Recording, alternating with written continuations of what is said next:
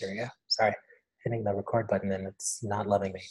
Um, when a recruiter reads a resume, they need to sort of see what makes you different, what makes you stand out immediately, as opposed to, kind of reading through this long narrative of, oh, I've done this and I've done this and blah, blah, blah.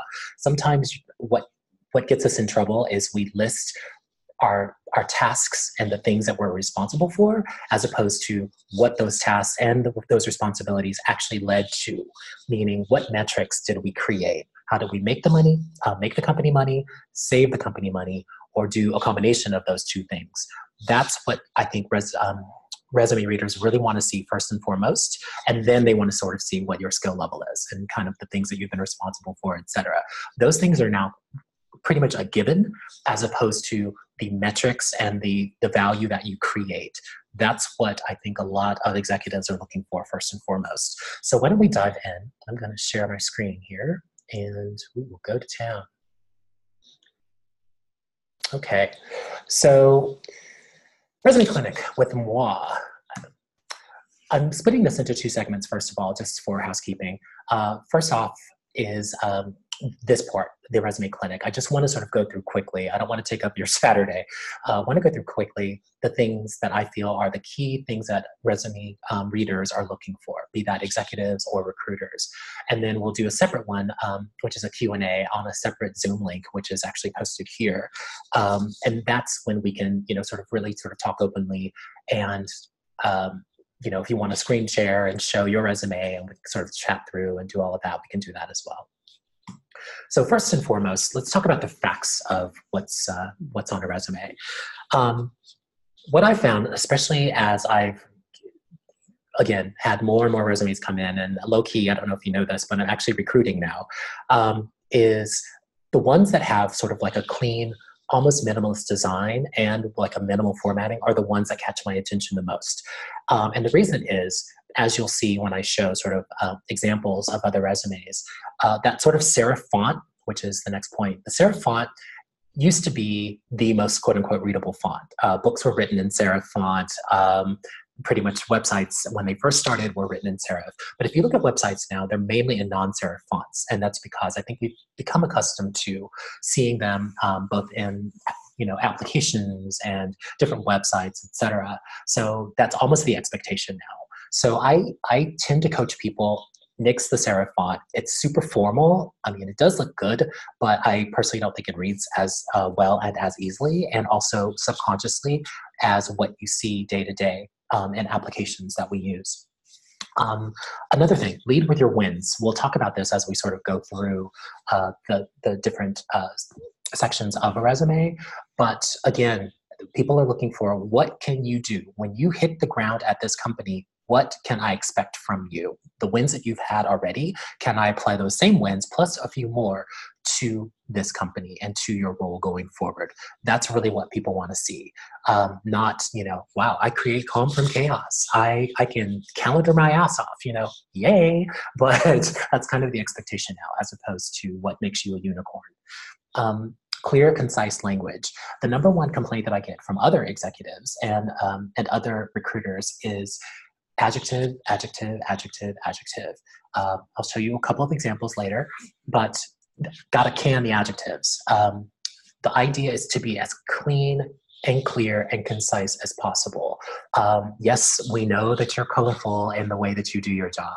However, when I'm reading this and I've got a stack of 499 others to read, I really don't want to have to work that hard.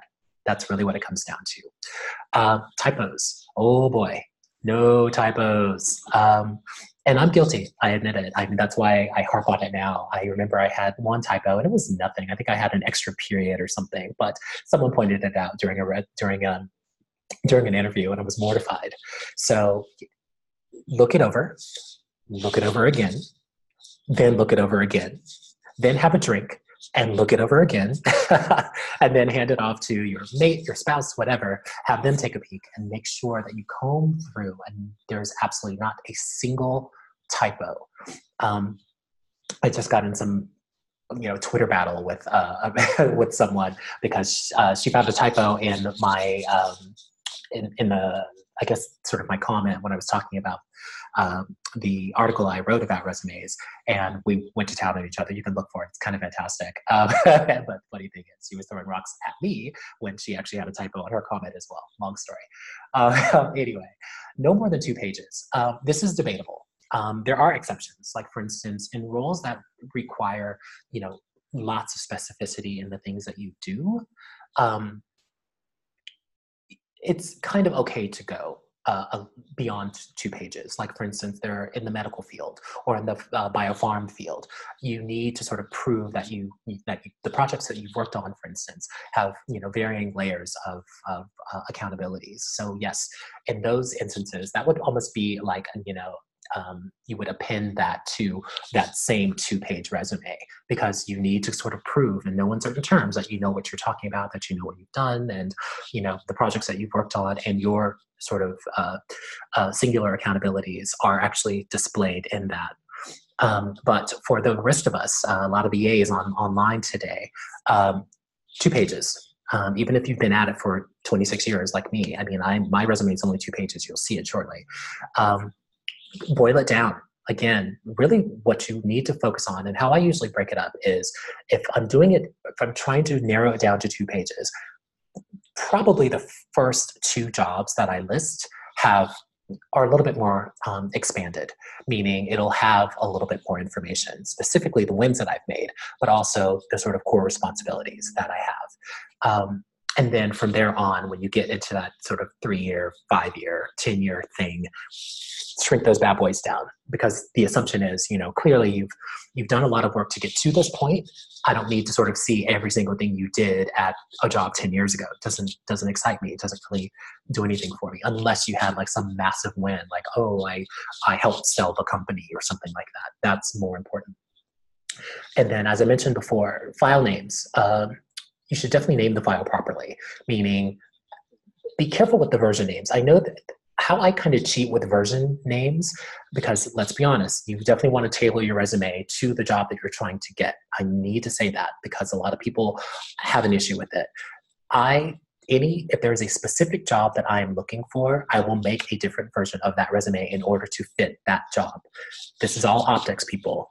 Please understand this. So it doesn't mean that you're fitting or switching things completely around. It's really, you want to highlight, look at the job descriptions that they list, and highlight those certain key items that they actually have in their job description, and make sure that you create the subconscious connection, if you will, by using similar language in certain lines that you use. I know that may sound a little controversial. It has worked for me every single time, because again, a lot of this is a lot of subconsciousness, and I need to sort of almost do a separate thing on how you mirror people's behaviors in order for them to instantaneously sort of jump on board with you. So back to this, make sure you name the file properly. I'll typically put resume in all caps with an underscore with my name and another underscore and the job that I'm actually applying for. So in other words, it would say resume underscore Phoenix Norman resume, or underscore EA or executive assistant. And then if I'm sending it to someone else and there's a certain version, I'll flip it. I'll put Phoenix Norman underscore EA underscore resume. That way I know which, there's 2 versions, so I'll know kind of which version I'm actually working with for that particular job.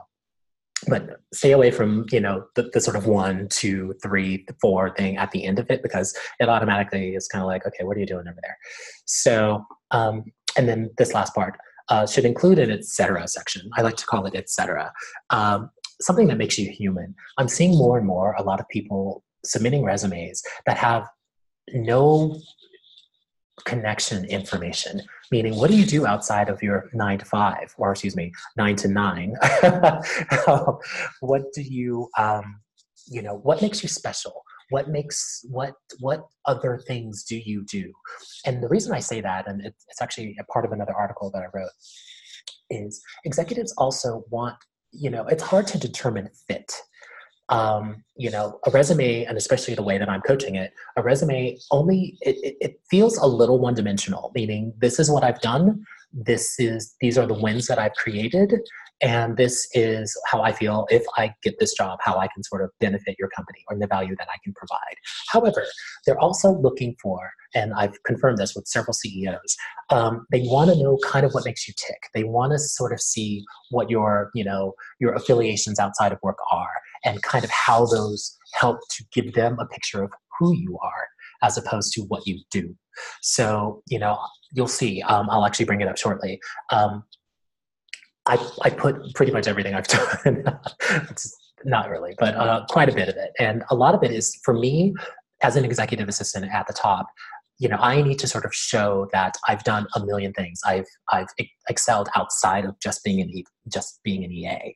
I've had hit songs, for instance. I danced for one of the top companies in the world. I have all these different licenses and certifications, that sort of thing. So that's what makes me a unicorn, as opposed to, someone with similar experience and similar wins, but they don't put anything that sort of shows how human they are, or excelling outside of, kind of what is expected of them within their job description. So hope that makes sense. How we doing? We're okay? All right. I'm seeing nods, so that's a good thing. Okay, let's move on. So the 4 sections of a resume that I feel are the most important are the header. 2 is the experience blocks. 3 is the sort of education and special skills portion, and then 4 is that et cetera section that I was talking about. So with the header, here's my thing. You need your name. That's kind of important. Your email address, and your cell number or some contact number.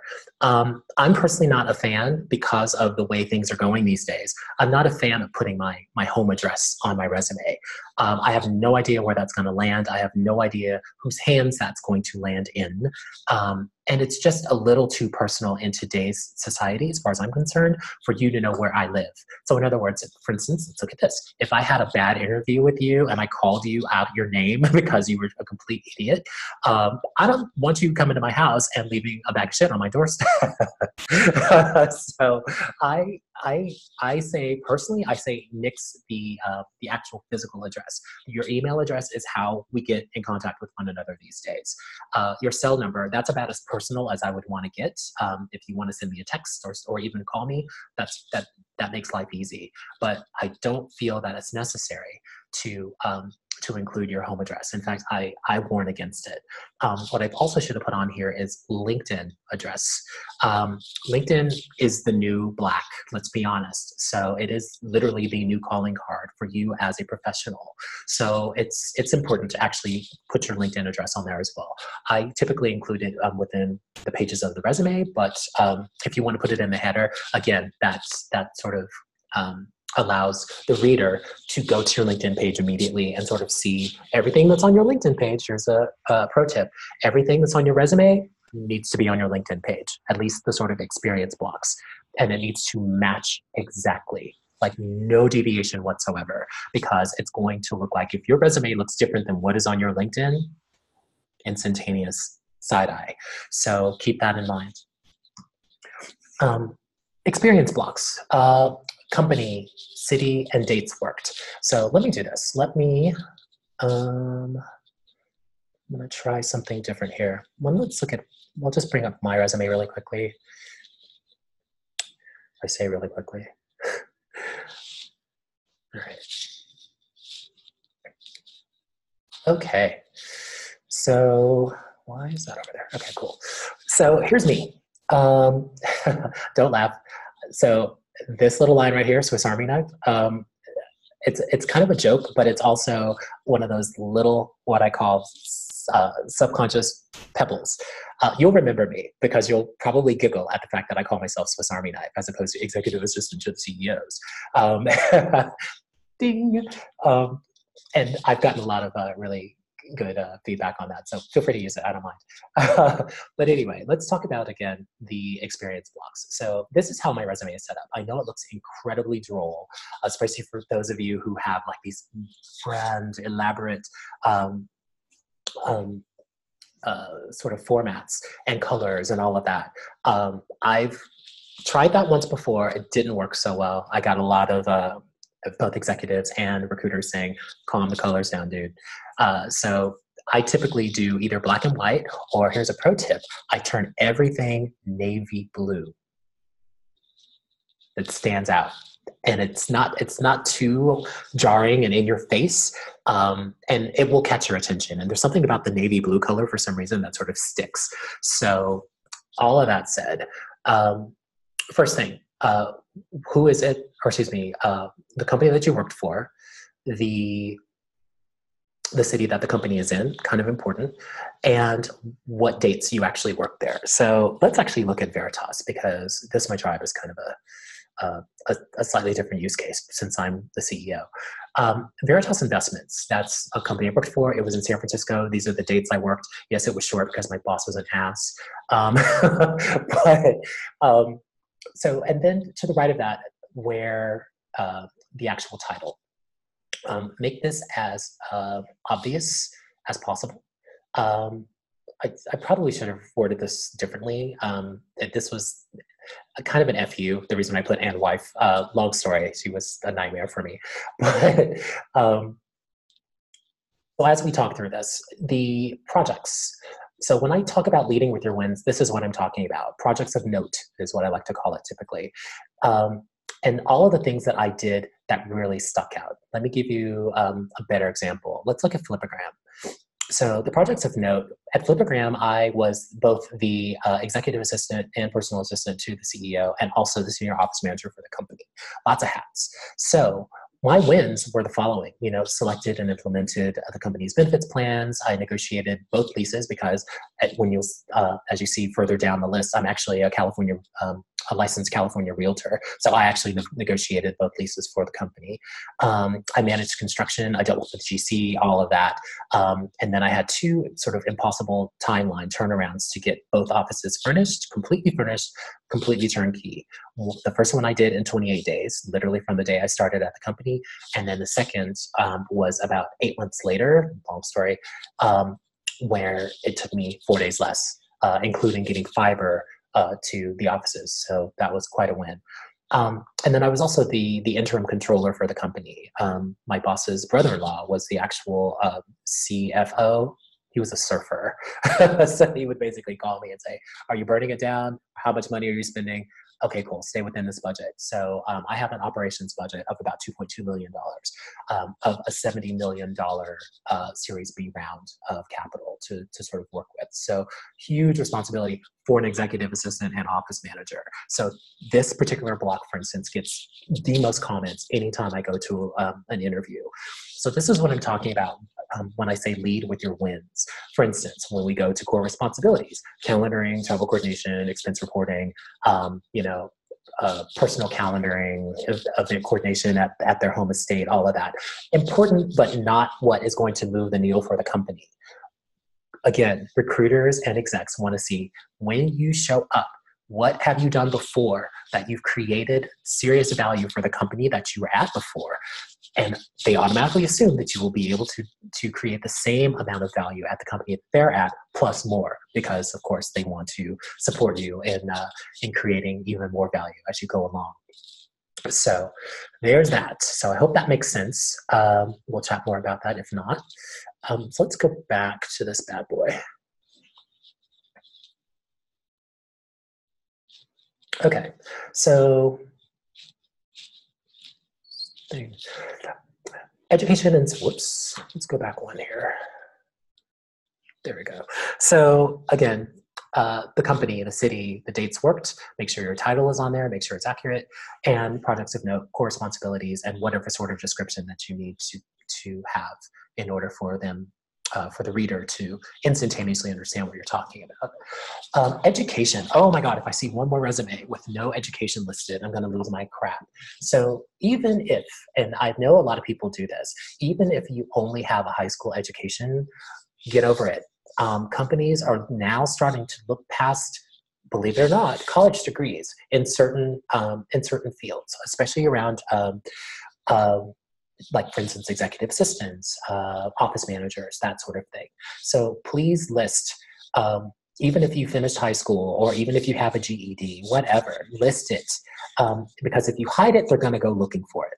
Or they're going to ask you at an interview, and it is hella awkward when you have to come up with an excuse why you didn't graduate from college or why you didn't go to college, etc. It's time consuming. It doesn't really need to be a discussion. Just list what you have. It won't, yes, sometimes it might disqualify you. My thing is this: if they can't see the value you create, hopefully by showing a brilliant resume, if they can't see that and they skip on you just because you don't have that piece of parchment, you don't need to work there. That's how I look at it. So don't. There's certain things, yes, that you can sort of fudge and hide a little bit, but I'm sorry, schooling is one of those that's kind of a non-negotiable. You have to list it. So take that with a grain of salt. If you've graduated from college, what sort of diploma and what type of certifications do you have? List those as well. And then, of course, the year you completed those. Again, this all goes to optics and sort of your personal brand. That's how I look at this. This is you extending your personal brand to someone in order to get a job working there or to partner with them at the company. So make sure you put your best foot forward. Give them all the information that they need in a nice, neat little snapshot, and you'll be golden. And the etc. side. So as we chatted about this a little bit earlier, your volunteerism, any special training that you have, that's an important one. For instance, I'll go back to my resume. Being a California real estate agent, I'm also a certified personal trainer through ACSM. All of these things are, again, they add color and context to who you are, not just what you do. So it's really, really important to list those. Don't just send a resume with your experience. If you don't have, if you're not king of Habitat for Humanity, or you help at St. Anthony's every Christmas or whatever else, that's okay. But absolutely include something that talks about your passion or something outside of work, because again, that's kind of what you're being judged on. Let's be honest. They want to know that you're not a bot, because they can hire the other 499 bots that probably send in their resume. But if you send in a resume that has not only a complete listing of what you've done and the accomplishments that you've had, as well as something that shows that you're actually human, and that those sort of the human side of you somehow filters in to how great of an employee that you are, again, it automatically sort of rises you to the top in a very thick stack of resumes. Awards, passion projects, etc. So let me pop back over, and I'll go back to my resume for this one. How are we doing? Okay, 16 minutes. Talking fast, kids. Sorry about that. Let's see. Back to Phoenix. Okay. So let me go to, get out of there. Let's go down here. So for instance, here's my education. It looks boring. It's, 2 lines. But again, it's their checkoff. They're like, okay, cool. I graduated from college. Yippee. I get this because I actually went to school in Dublin, Ireland. So of course that becomes a bit of a conversation. But again, it makes me human, and it gives me yet another opportunity to sort of give them some color and some context into who I am. So for instance, my etc. section. You guys can see this okay, right? Nods. Okay, fantastic. For instance, I'm a contributing writer on BBN Times.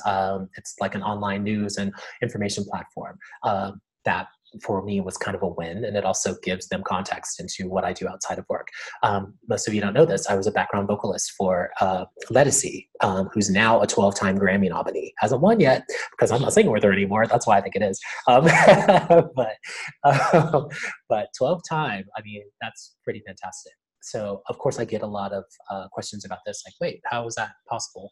I've always had 2 jobs at the same time, 2 simultaneous jobs. I'm the king of the side hustle. So when I was working in investment banking, I would work, I had a 7 a.m. Pacific time start. I would work till 3 p.m. In the afternoon, go home, take a nap, eat my dinner, and then go sing in clubs until 2 a.m. the following morning. For 18 years, not even kidding you. So actually 15 years. And then Lettucey got signed by a major record label, and then we went on tour. So, and our tours were sort of sporadic. I could leave work on a Thursday, come back on Sunday, be back at work on Monday, that sort of thing. So again, another opportunity to differentiate myself. Here's my California real estate license entry. I also sang on the soundtrack of the musical Rent, the film version of it. That was kind of a big win for me. Again, I'm a certified personal trainer. I had a single that was #1 for 8 weeks in Germany, in Berlin, actually, with a DJ named DJ Miguel Miggs.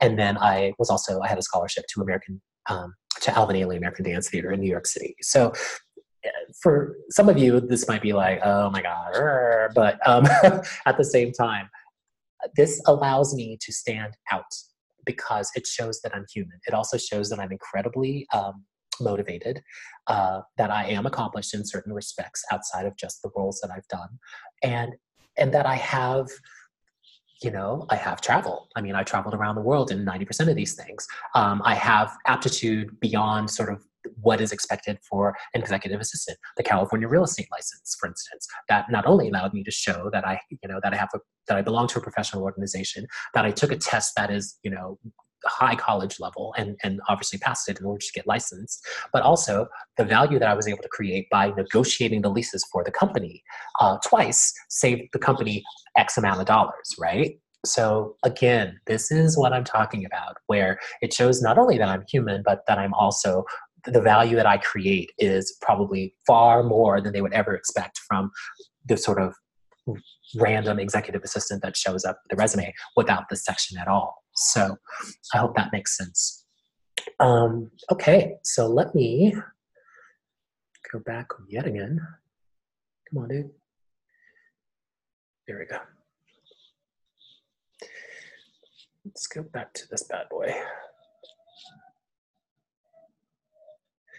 Okay, so again, with the etc. section, volunteerism, any sort of special training, any sort of awards, and any sort of passion projects with relevance. When I talk about with relevance, I mean, I saw a resume the other day that listed someone's favorite television shows that they watched. I'm like, okay. They weren't really good shows either, sadly. So I'm like, let's refresh those. That's not necessarily what we're looking for when we talk about how human we are. Although, hey, I mean, that shows that you're human and that you go home and if that's your woosah and your downtime, go with it. But it's not that impressive.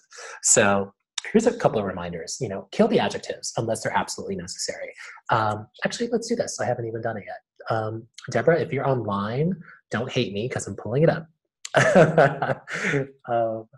Let's see. Okay. So there we go. Nope, not you. Not you. You. Okay. So Deborah is one of my superheroes. She is someone that puts me to shame as an executive assistant. She's worked for one of the top companies in the United States, Edelman Worldwide, for like way back. And she, I think, was the very first Black executive assistant at that company and grew with their upper management over this many years. It's insane. She has been working for In Capital, and they just did a massive round of sort of reorgs, and so she got laid off. So she and I are actually working to change this. But this is what I'm talking about when I talk about sort of paring things down and making things really relevant to right now, and then also to what people are looking for. For instance, all of this, I'm not a big fan of these sections, the ones that talk about that sort of pseudo make you stand out. Because to me, it's all conjecture. It's sort of like an opinion as opposed to based in fact. So yes, I'm sure all of this is true. Yes, I'm sure she's a proactive, detail-minded office and facilities manager and an executive assistant with 25 plus years of experience.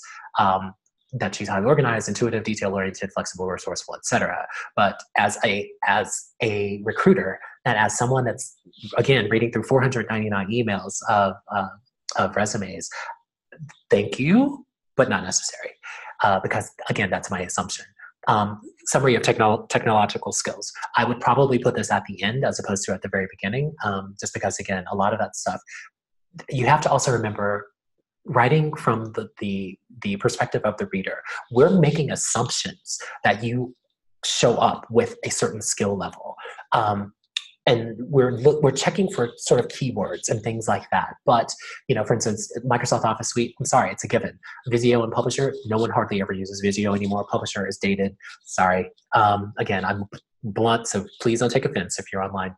Deborah, we're going to talk later and we're going to knock this bad boy out. Skype, if you don't know Skype, I can't help you. Concur as a travel medium and as an expense system, again, it's a given. Everybody uses Concur for the most part. And PeopleSoft, that's actually a pretty good one. Although everyone kind of is using Salesforce now, but different story. I probably wouldn't even list these just because, again, they're kind of a given. Professional experience. So here's what I'm talking about as far as the narrative is concerned. She has some great wins in this. We're not going to go through, piece by piece. There's some great wins in here, but they're not highlighted. I'm getting, lots of information, and so as I'm reading through this, even right now, it's kind of like, well, how does this make you different? This feels like a bunch of tasks that you completed successfully, as opposed to those tasks giving me what I need to differentiate you from the other 499 resumes that I have sitting in my inbox. I don't want to read all this. I'm sorry to say that. I really don't. I want nice, neat bullet points at the beginning that show me what your wins were, and those core responsibilities that you handle. Let those then lead to a face-to-face conversation, or me, calling you and giving you a date to have a phone conversation, or a video chat, or whatever else. This is a lot to parse through when I'm exhausted, I'm under pressure to get this seat filled, et cetera, et cetera. I'm not doing it. So that automatically makes me want to go, not delete, but next, or find a highlighter and start doing this. And, again, you have to write from the perspective of the reader. I want the reader to instantaneously chomp down on 3 or 4 points per experience block that automatically makes them go, and send me to, the review pile, as opposed to the nope, as they go through those 499 resumes. So let's get away from that one. 6 minutes, kids. I'm rushing. Let's do one more. And then here's another example. Let's see, where are you?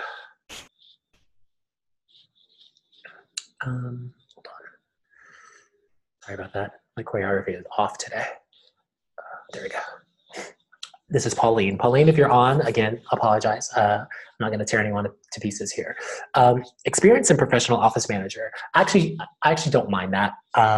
It's not my thing, but whatever. Again, I don't need to know where you live. Like, take that off there. This is great. That's great. That's all the information we need. This stuff. Opposite indicative experience as an office manager. Good to know. Ability to remain calm, gracious, resourceful, and a fast pace. I'm going to make those assumptions. I need you to explain that to me, and I'll probably read your body language. Bring your shared window to the front. I thought I did. Hold on, guys. Sorry. Let me get rid of that. Let's do this. Okay. All right. Completed, intensive workshop to understand, implement, support an agency's innovative culture, et cetera. Good to know. But again, this should somehow work its way into this part. So when we look at this work experience, she has everything listed correctly. That's cool. Responsible for all daily office operations for a team of 90 gyronauts, just say employees, and you can, in parentheses, say gyronauts, if that's what they're called. But again, this doesn't make you special. You manage conference rooms and schedules and internal moves and all of that. I want to know how many people you moved, how long it took you, what was your budget. That to me is what stands out, not the actual tasky stuff of it. Coordinated all maintenance requests with building management. Okay, that's kind of a given. Oversaw, upkept. So again, most of this will be core responsibilities as opposed to projects of note. She did have something on here that was pretty cool. Oh, for instance, organize culture enhancing events. Again, with those events, I want to know how many, what the budget was, and kind of what the success was. I mean, did you slow attrition at your company by a certain percentage? Did did you notice a market increase in the number of attendees over a certain period of time? Again, that's what stands out. That's what recruiters want to see. That's what an executive wants to see, because again, they're trying to see, when you hit the ground running, are you running, or are you sprinting, or are you walking? Big difference. And then this one cracks me up. Create an ambiance of warmth, gracious hospitality for all visitors and guests and vendors. Again, kind of a given. I would hope so, as opposed to, cursed out everybody that walked through the door because they were impeding on my coffee time. I understand the kindness of this and kind of the direction you want to go, but you also have to assume that people are going to assume the best of you and give you the benefit of the doubt that indeed you are trying to create an ambiance of warmth and gracious hospitality for office visitors. But moving people from the lobby to their ultimate destination, I should say, not designation. Managed agency switchboard, that's important. That's core responsibility. Plan logistics for all VIP client meetings, core responsibility, that sort of thing. So again, but as you notice, this is one page, and I hope I'm not missing anything, but I'm seeing one page here. Where is education and where is what makes you special? Don't see in it. So I'll be honest and very blunt, I would next this because you're not giving me anything that I need and that I'm probably looking for as I go through that 499 resumes. So there's that. So let's go back to this bad boy. Hopefully you can see this. All right. Actually, is that what I'm doing? Ooh. Sorry, guys. Having a little snafu here. Let's do that. Okay. And voila. Okay. So I'll deal with all this later. So again, the idea here more than anything is to be concise. Make sure that what you're talking about or what you're presenting to the reader is something that they can eat in nice small bites, and make sure that you're leading with your wins, that you're saying just enough to get them to say, and move you to the next pile, and you'll be good to go. So we're at 40 minutes. If you check this bad boy one more time, hopefully you can see it.